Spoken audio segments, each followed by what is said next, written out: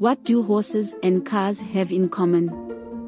They both are modes of transportation that we use in our everyday lives, and both of them have positive and negative effects that are associated with them. They've helped humanity to prosper and move forward in life, while also posing a health and environmental threat to our way of life.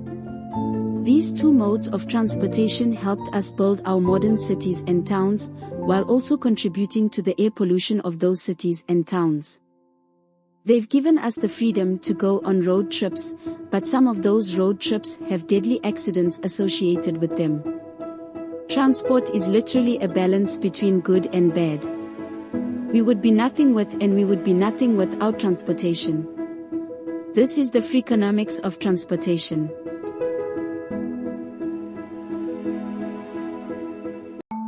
When the world was advancing into the modern era, it grew superbly more populous, and in a hurry. Most of this expansion and growth took place in big cities like London, Paris, and New York. In the United States alone, cities grew by 30 million residents during the 19th century, with half of that gain in the last 20 years.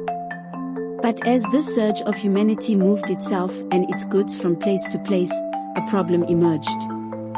The main mode of transportation produced a lot of the byproducts that economists call negative externalities, like traffic jams, high insurance costs, and far too many traffic accidents. Food crops that should have went to a family's dinner table or given to a homeless person were sometimes converted into fuel that drove up food prices and caused shortages.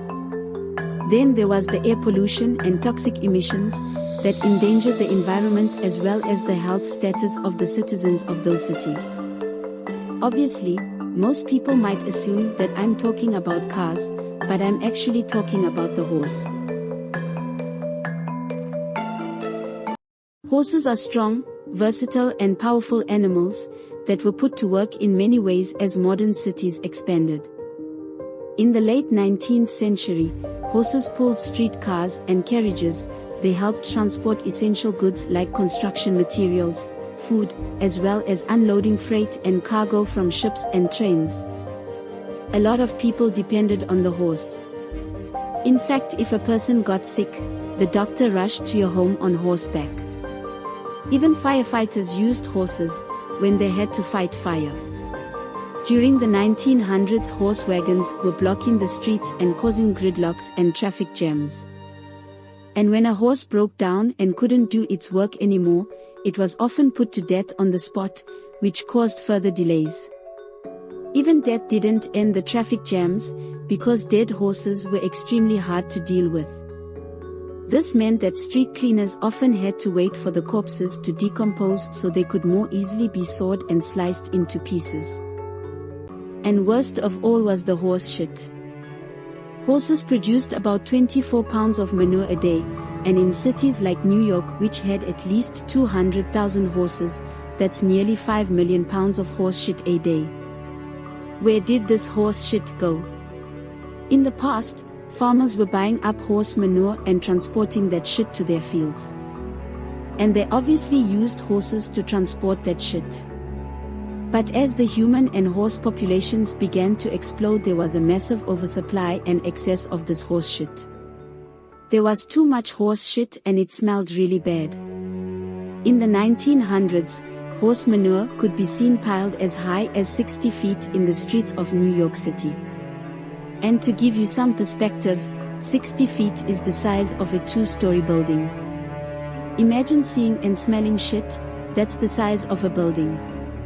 And this horse shit lined city streets like banks of snow. In the summertime, it stank to the heavens, and when rain came down, a stream of horse shit flooded the crosswalks and seeped into people's basements. Horses turned cities like London and New York into shit cities. And all of this horse shit was disgustingly unhealthy. This horse shit was a breeding ground for billions of flies that spread a lot of deadly diseases. And rats also swarmed the mountains of horse manure to pick out undigested oats and other horse feed. But the good thing in all of this is that no one at the time was worried about global warming.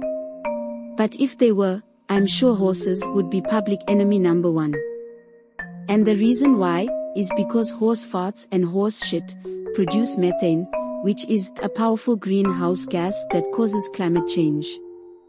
In the year 1898, New York hosted the first International Urban Planning Conference, and the agenda was to try and address the horse shit problem. The reason behind this conference is that cities around the world were also experiencing the same crisis of stinking shit in their streets. But unfortunately no solution was found. The world had sadly reached a point where its largest cities could not survive without the horse but couldn't survive with it, and its shit either. And then out of nowhere, the shit problem vanished. And it wasn't government spending nor divine intervention that did the trick. The people of New York City and other major cities of the time did not have to rise up in some mass movement of ride less and walk more. The people didn't need to use self-restraint and surrender all the benefits of horsepower. The problem was solved by technological innovation.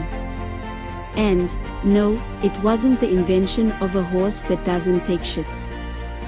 The horse was actually kicked to the curb and replaced by the technological invention of the electric streetcar and the automobile, both of which were extravagantly cleaner and far more efficient. The car was cheaper to own and operate than a horse carriage, and because of this efficiency, it was proclaimed an environmental savior. Cities around the world were able to take a deep breath without holding their noses at last and resume their march of progress and prosperity.